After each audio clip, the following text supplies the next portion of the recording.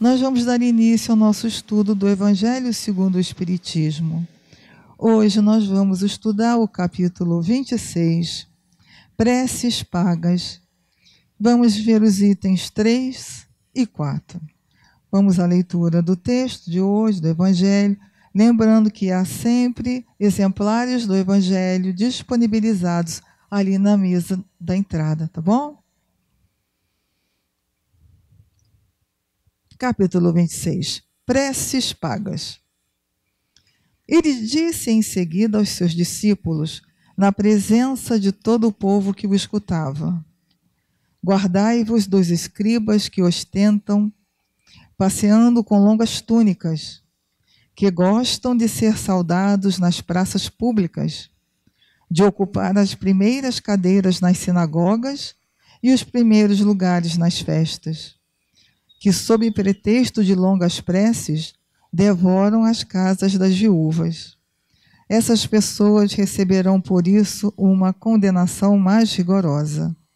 São Luís, capítulo 20, versículos 45, 46, 47. São Marcos, capítulo 12, versículos 38, 39, 40. E São Mateus, capítulo 23, versículo 14. Jesus disse também: não façais pagar as vossas preces, não façais como os escribas, que sob o pretexto de longas preces, devoram as casas das viúvas. Quer dizer, abarcam as fortunas. A prece é um ato de caridade, um impulso do coração. Fazer-se pagar pela que se dirige a Deus por outrem é transformar-se em intermediário assalariado. A prece, então, é uma fórmula cujo cumprimento se proporciona à soma que ela rende. Ora, de duas uma: Deus mede ou não mede suas graças pelo número das palavras? Se são necessárias muitas, por que dizê-las poucas ou quase nada por aquele que não pode pagar? É uma falta de caridade. Se uma só basta, o excesso é inútil. Por que, pois, fazê-las pagar? É uma prevaricação. Deus não vende os benefícios que concede. Por que, pois, aquele que não é mesmo seu distribuidor, que não pode garantir a sua obtenção, faria pagar um pedido talvez sem resultado? Deus não pode subordinar um ato de clemência, de bondade ou de justiça que se lhe solicita de sua misericórdia a uma soma em dinheiro. De outro modo, disso resultaria que, se a soma não fosse paga ou fosse insuficiente, a justiça, a bondade e a clemência de Deus seriam suspensas. A razão, o bom senso, a lógica dizem que Deus, a perfeição absoluta, não pode delegar a criaturas imperfeitas o direito de pôr preço em sua justiça.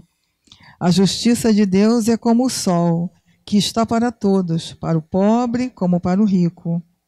Se se considera imoral traficar as graças de um soberano da terra, seria lícito vendê-las do soberano do universo? As preces pagas têm um outro inconveniente. Aquele que as compra se crê, ou mais frequentemente, dispensado de orar, porque se considerou quite quando deu o seu dinheiro. Sabe-se que os espíritos são tocados por meio do pensamento daquele que se interesse por eles.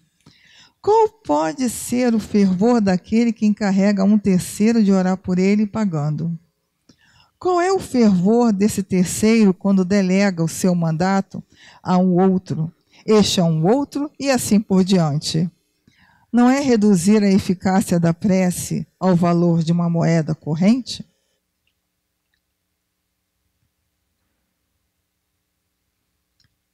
Então vamos começar o estudo da noite. E conosco nesta noite, para facilitar e auxiliar na reflexão do estudo, nós temos o amigo Herbert Gontijo. A vocês aqui presentes e aos amigos que nos acompanham pelas redes sociais, bom estudo e boas reflexões. Bom, gente, boa noite a todos. Quero agradecer a presença de todos vocês que estão aqui, tanto do plano físico quanto do plano espiritual, em que neste momento nós refletimos, né? Eu até sou um pouco não a favor da palavra palestra, né? Exposição, porque aqui a gente reflete sobre os ensinamentos na noite de hoje, sobre os ensinamentos de Jesus. E é nessa reflexão que nós aprendemos, né? O que tem muito a ver com o tema de hoje, que fala sobre os escribas, aqueles da época de Jesus, né? Que estão presentes até hoje em todos os lugares, até mesmo em momentos como este. E é diante disso que a gente começa a transformar a essência que o Cristo vem trazendo para nós ao longo dos anos. Por muitos anos, por muitos séculos, por 2 milênios, analisamos as questões muito com o olhar físico, material, humano e terreno. O escriba, aquele que pregava nas sinagogas, era um homem, assim como qualquer homem que reencarnou, que teve um processo no nosso planeta. Um homem que tinha algum conhecimento, né? Porque este conhecimento ele varia de um alto grau a um grau ainda, né, necessário de conhecimento, em que temos Jesus de Nazaré como o grande exemplo do máximo de conhecimento dentre os homens que reencarnaram aqui. Mas os homens são falhos, todos eles. Os homens têm sentimentos, têm pensamentos, têm percepções, vontades, desejos. Os homens estão caminhando rumo ao encontro do Pai. E hoje também temos, com outros nomes, pessoas em que nós julgamos serem espiritualmente mais evoluídas do que as outras. É necessário entender a dimensão oculta por trás de cada passagem dessa, de cada pessoa dessa. Porque nós não temos, né, a autoridade de medir o estado evolutivo, de dizer ele é um ser de luz. Nós podemos ter uma percepção de que é uma pessoa que está no caminho. E muito pior e muito menos dizer que é um ser das trevas. Às vezes tem um conhecimento até maior do que aquele que você julga que é um ser de luz. Mas o conhecimento sem obras, sem alinhamento com o processo reencarnatório, é um conhecimento vago. Nós percebemos nas pessoas que elas estão no caminho do Cristo, quando essas pessoas têm um pouco de sintonia entre o seu conhecimento e a sua conduta. A sua inteligência, o seu raciocínio, a sua maneira de entender como que as coisas funcionam e aquilo que ele pratica, expõe, coloca, vive no seu cotidiano. Quando existe essa sintonia entre o que eu sei e o que eu faço, em um sentido evolutivo, nós percebemos que aquela pessoa está no caminho. Mas é uma pessoa que está no caminho, não chegou lá ainda. E nós temos, às vezes, a capacidade de idolatrar pessoas. Em todas as religiões, em todos os segmentos, nós colocamos uma hierarquia evolutiva nas pessoas. Considero que Jesus de Nazaré, este veio de um outro mundo para nos ajudar. Um homem missionário, também em um estado evolutivo, a ponto de ser um missionário planetário, bem mais avançado do que nós, mas também em um estado evolutivo. E Jesus veio justamente para desmistificar as questões físicas da evolução, trazendo para nós que por trás de tudo que nós vimos, escutamos, sentimos, pensamos, existe algo além, algo sublime. E este é o nosso ponto, o nosso objetivo, encontrar este algo sublime. Pode ser algo relacionado ao que nós chamamos de Deus? Sim. Mas é algo relacionado também, na mesma proporção, ao nosso interno. Aquilo que nós buscamos no nosso processo reencarnatório. Então, olha, desde aquela época, os escribas falavam, levavam ensinamentos, muitas das vezes coerentes, às pessoas, mas eles eram vaidosos, orgulhosos, se ligavam às questões materiais, cobravam pelas palavras edificantes que levavam. E aí, em uma outra parábola de Jesus, né? Eles perguntam sobre a moeda a Jesus, que tinha o rosto de César, e Jesus falou: dê a César o que é de César e a Deus o que é de Deus. Ou seja, as questões físicas se dissolvem com as questões físicas, mas as questões espirituais, elas vão incorporando ao nosso patrimônio espiritual.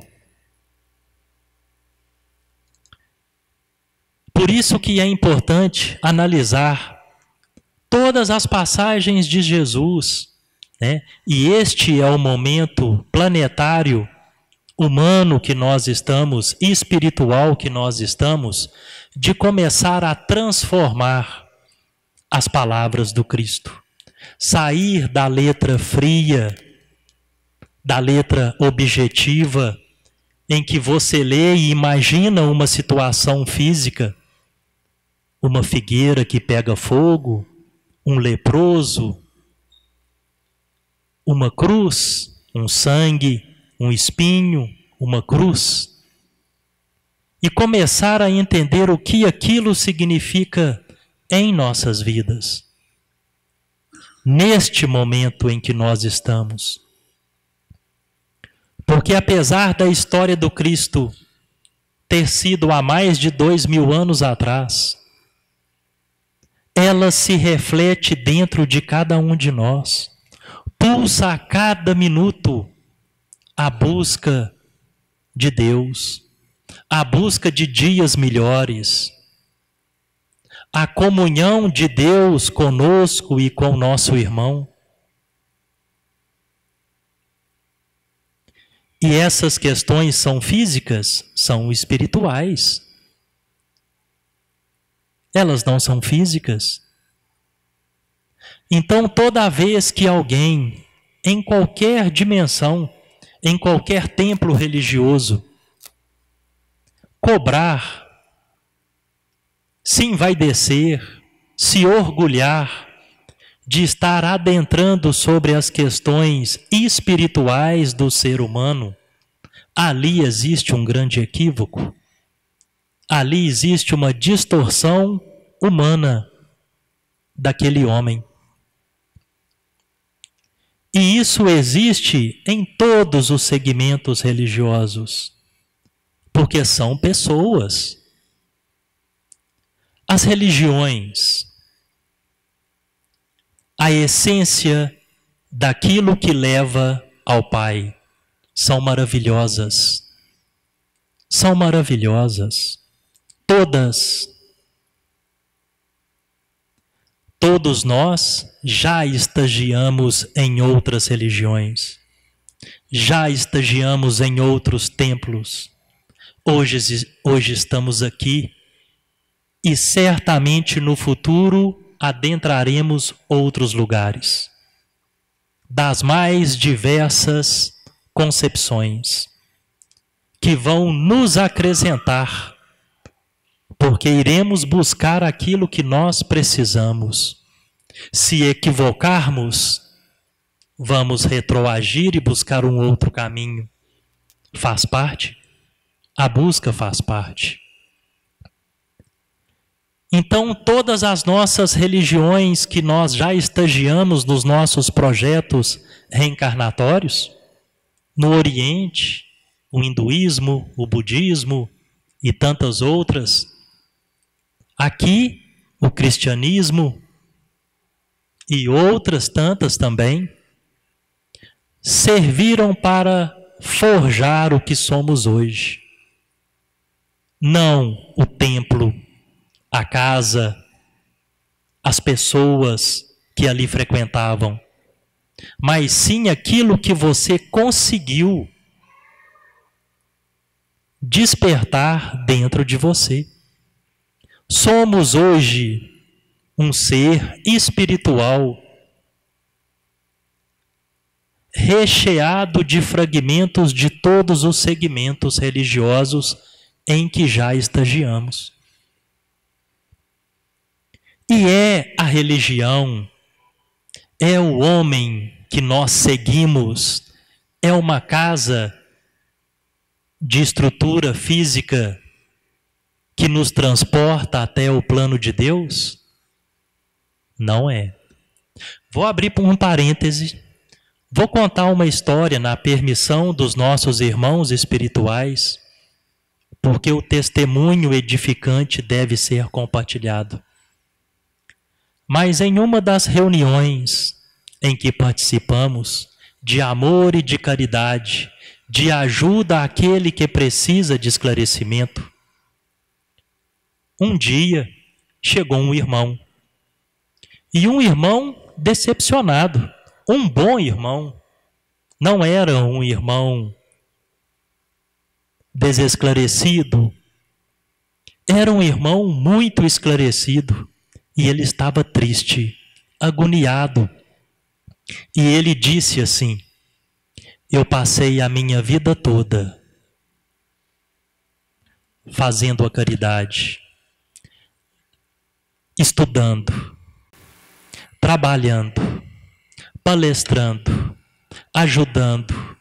Aposentei, aí que eu dediquei imensamente ao trabalho de amor e de caridade.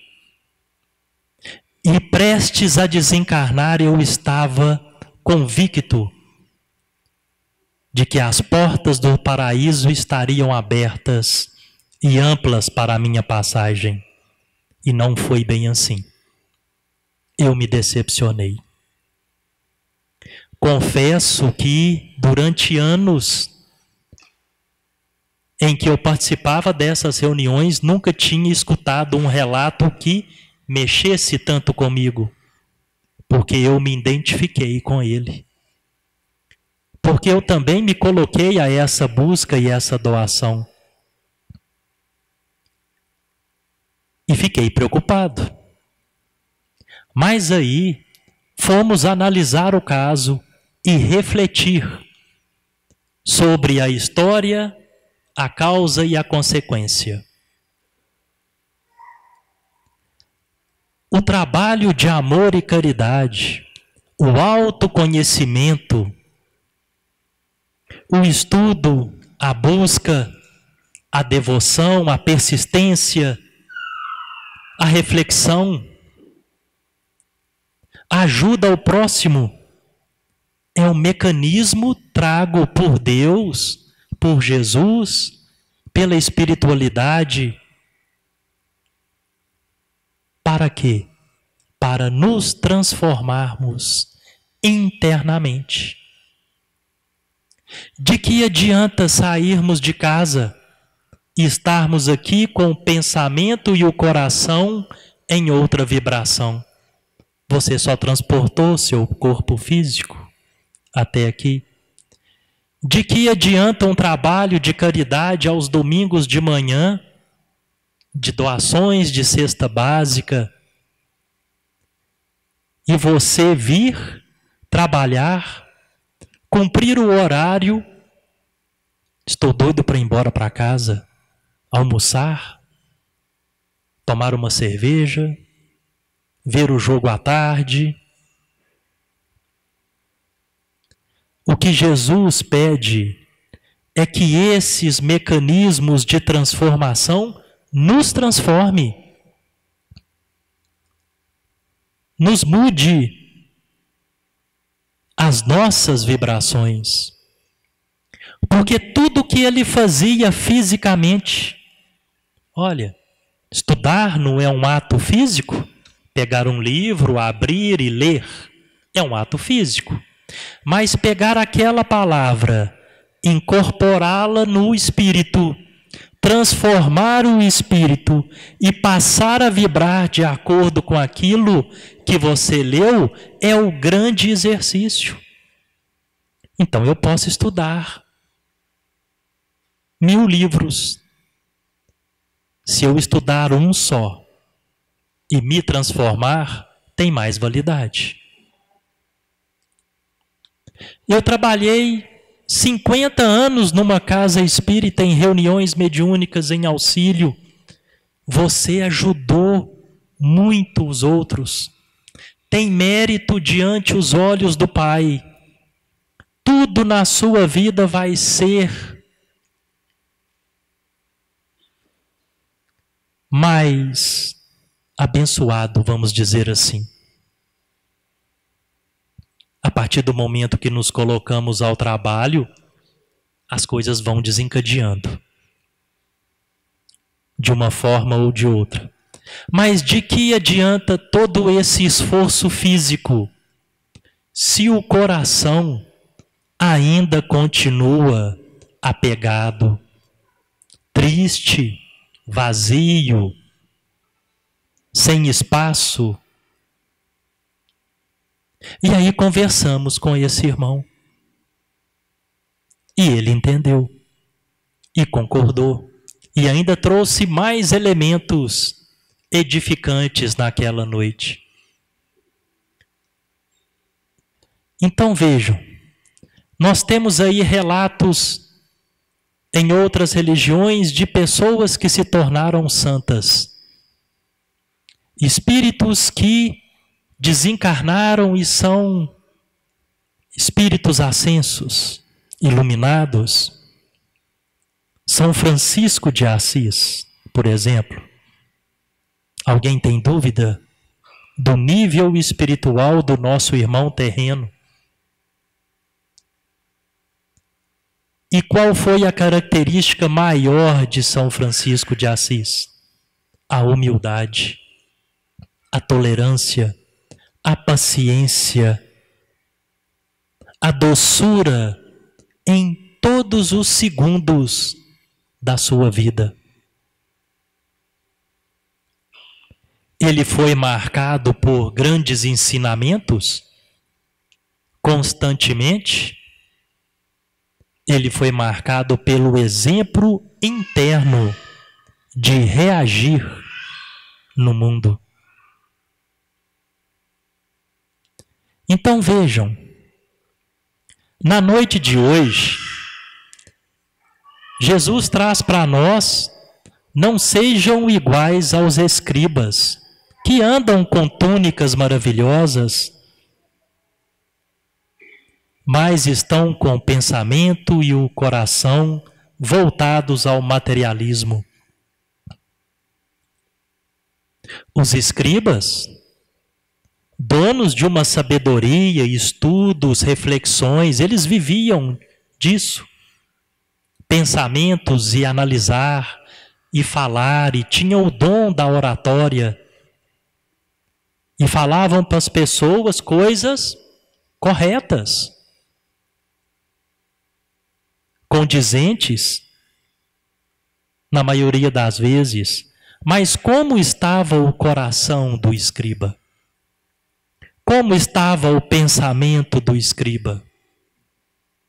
E você vê aí hoje, em todas as crenças religiosas,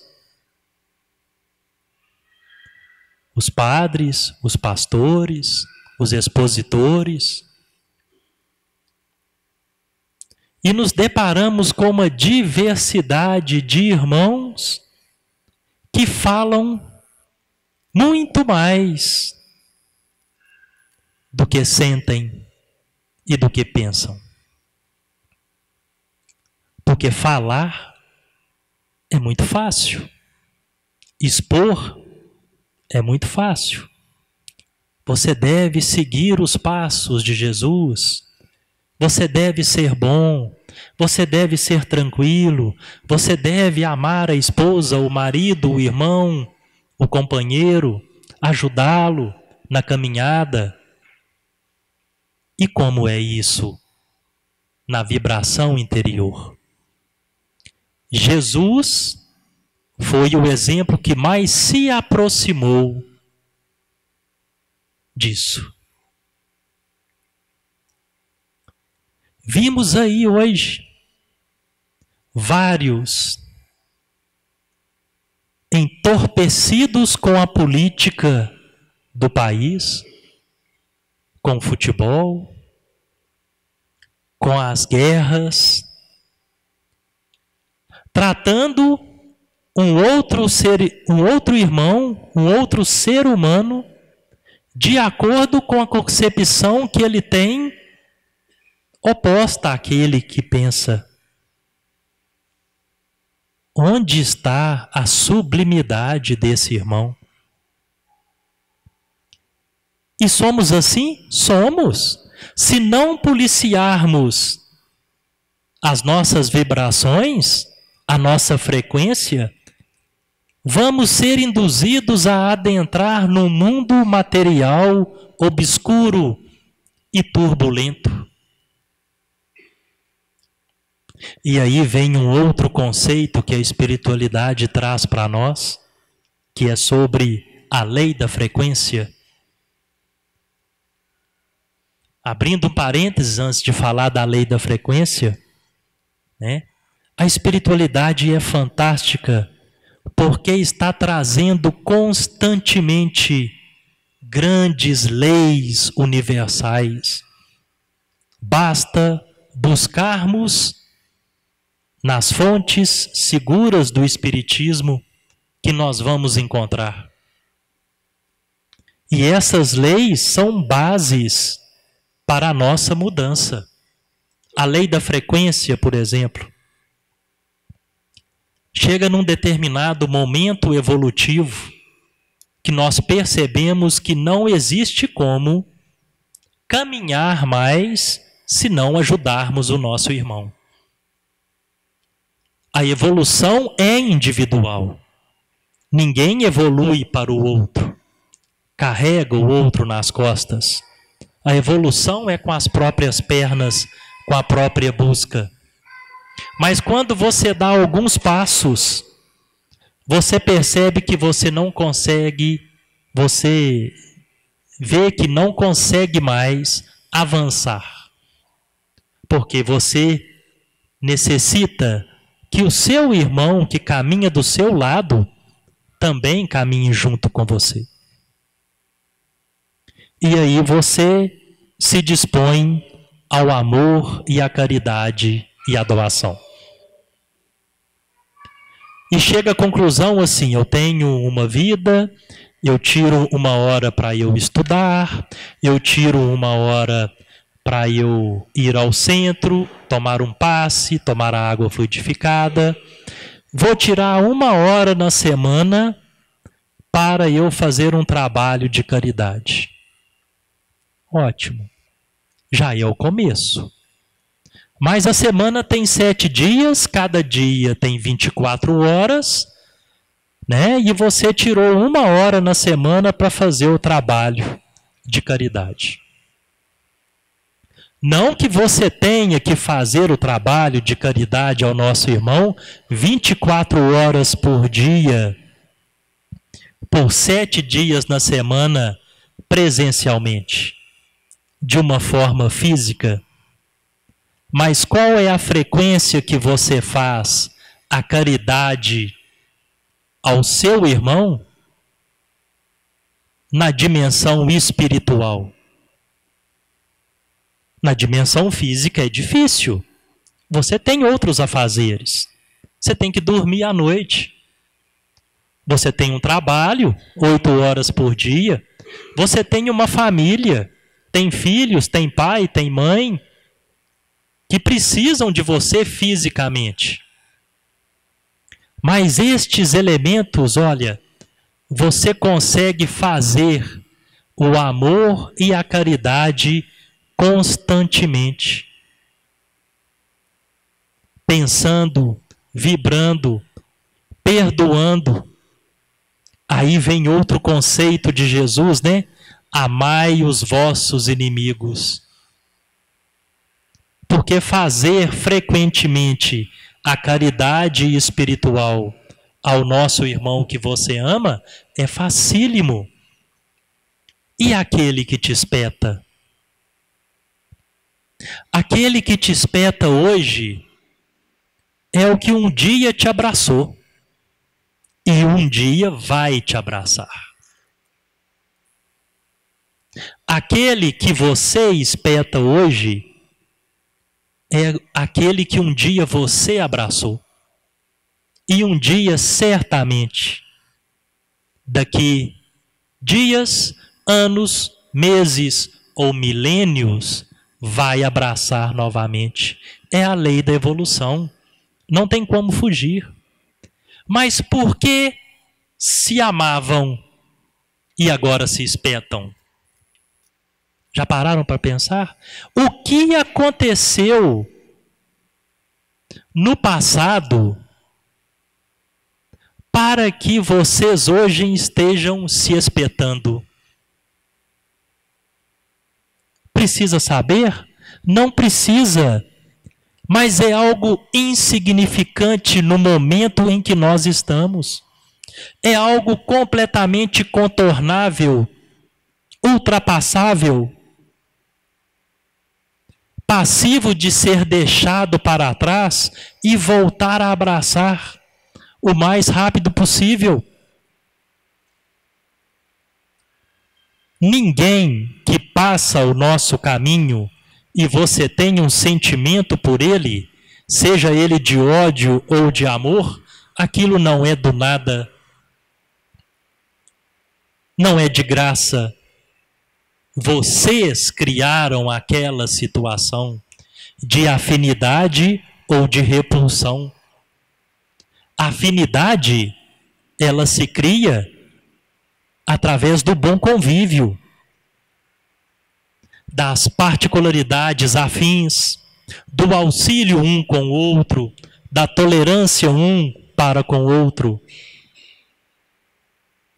E a repulsão, ela surge de acordo com as nossas mazelas, as nossas imperfeições, a nossa vaidade, o nosso egoísmo, a nossa intolerância.